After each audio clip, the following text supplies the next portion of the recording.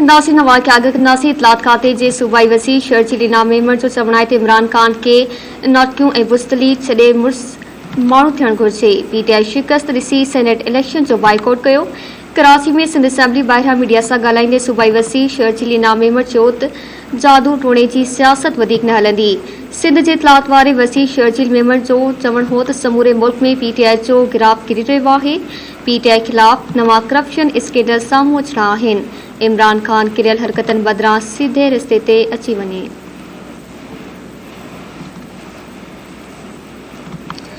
शर्जीली नामेमर चयो त एहतसाब खां मथां केर बि नाहे। हलीम आदिल शेख खे एंटी करप्शन गिरफ़्तार कयो आहे। हलीम आदिल शेख बेगुनाह आहे त अदालतनि मां आज़ाद थींदो।